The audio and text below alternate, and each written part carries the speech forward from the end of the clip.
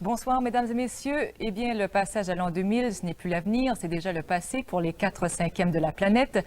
Depuis l'Océanie où tout a commencé et à chaque fuseau horaire, le changement s'est fait dans une douce euphorie pour des millions de personnes. Alors, pas de signe du redouté bug, même la désuète centrale nucléaire de Tchernobyl a tenu le coup. À Paris, plus d'1,5 million de personnes ont attendu le nouvel an qui a commencé, là comme ailleurs, sous le signe de la lumière. Céline Galipeau nous en parle.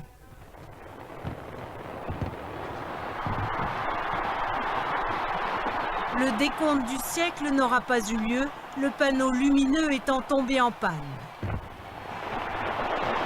La tour Eiffel n'en a pas moins brillé de tous ses feux, gigantesques torches de lumière. Puis c'est tout le ciel de Paris qui s'est embrasé.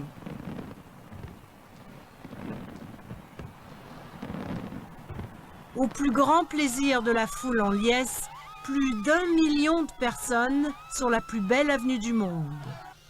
Un instant d'ivresse pour oublier les drames des derniers jours.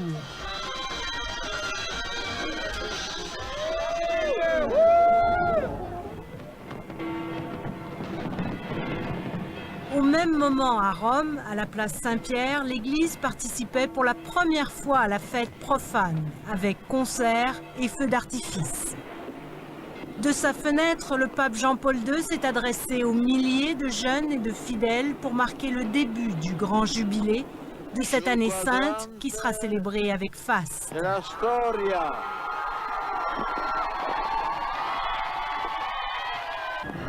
À Berlin, c'est à la porte de Brandebourg que se sont retrouvés les Allemands.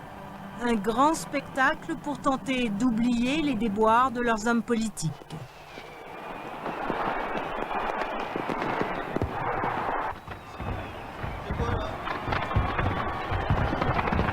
Mais c'est peut-être à Londres, qui se voulait la ville phare du nouveau millénaire, qu'auront eu lieu les célébrations les plus grandioses. Des feux d'artifice et un spectacle de lumière au dôme du millénaire, un énorme dôme blanc au bord de la Tamise. À Paris, la magie s'est poursuivie une bonne partie de la nuit. 11 grandes roues, symboles du temps qui passe, des danses et de la musique, de quoi faire rêver dans une atmosphère bon enfant. Ce fut donc une fête immense, même en France, malgré les tempêtes et la marée noire. Mais que chacun ici aura célébré avec une pensée pour les 86 victimes des intempéries et pour les centaines de milliers de personnes qui auront dû passer le réveillon sans électricité à la bougie. Céline Galipeau, Radio-Canada, Paris. En fait, la grande surprise de cette dernière journée de 1999 est venue de la Russie. Le président Boris Yeltsin a remis sa démission, un geste théâtral à l'image de ses 8 ans de règne et un départ qui n'est pas dépourvu de calculs politiques en faveur de son dauphin Vladimir Poutine. Elisabeth Palmer est à Moscou. L'annonce du président était complètement inattendue. Je démissionne, a dit Yeltsin, parce que la Russie, à l'aube du millénaire, a besoin de nouveaux politiciens. Le président semblait fatigué lors de son discours. Il parlait d'une voix pâteuse, avec beaucoup d'humilité.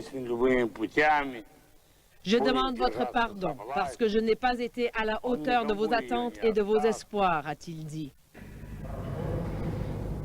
Les problèmes de santé d'Yeltsin et son comportement de plus en plus bizarre a certainement joué un rôle important dans sa décision de démissionner. Mais la plupart des analystes russes croient que Yeltsin voulait surtout assurer le transfert du pouvoir présidentiel au Premier ministre Vladimir Poutine. De son côté, Poutine a signé un décret qui protège Yeltsin et sa famille de poursuites criminelles pour corruption. Vladimir Poutine est très populaire actuellement.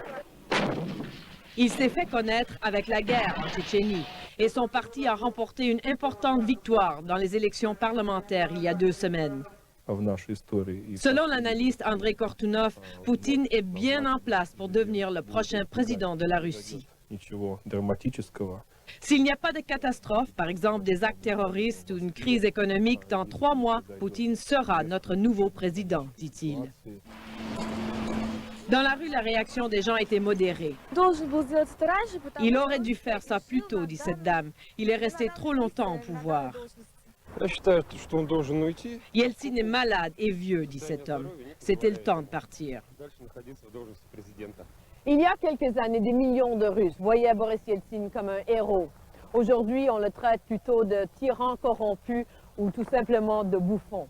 Mais il n'y a aucun doute que sa démission, à l'aube du nouveau millénaire, inaugurera une nouvelle époque dans la vie politique de la Russie. Elisabeth Palmer, Radio-Canada, Moscou. Ils reviennent de très loin, les 160 otages de l'Airbus d'Indian Airlines qui ont finalement été libérés aujourd'hui.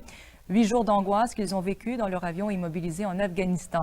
En échange, les Saints Pirates de l'air ont obtenu la libération de 3 activistes musulmans du Cachemire. Bernard Drinville. Après l'enfer, la liberté, épuisé,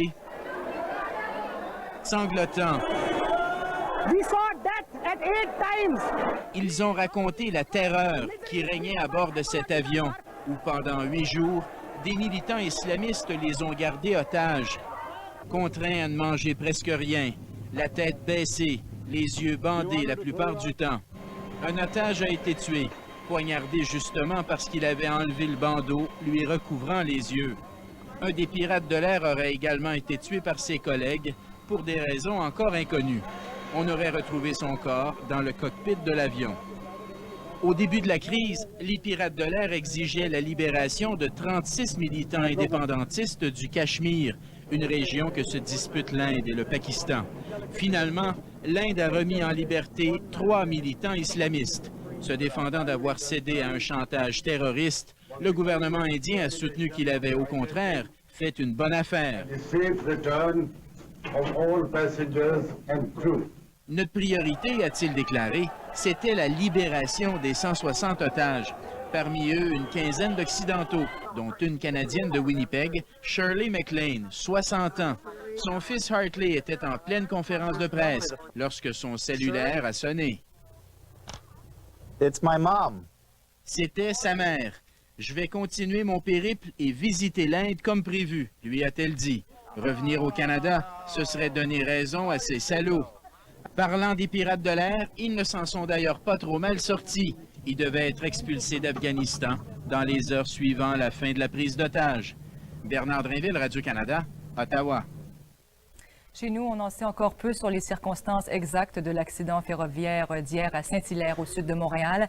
La collision entre 2 convois de marchandises a provoqué un important incendie que les pompiers ont combattu toute la journée. Les autorités n'ont pas encore pu approcher les décombres et on n'a toujours pas retrouvé les corps des 2 conducteurs d'un des 2 trains impliqués dans la collision. Alors voilà qui complète nos informations. Au nom de toute l'équipe, merci beaucoup d'avoir été avec nous.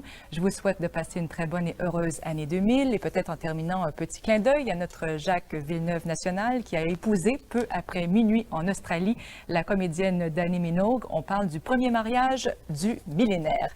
Alors restez avec nous pour la suite de notre émission spéciale sur les festivités de l'an 2000 à travers le monde avec Céline Marie Bouchard. Je vous souhaite de passer un très bon réveillon. Au revoir, à la prochaine.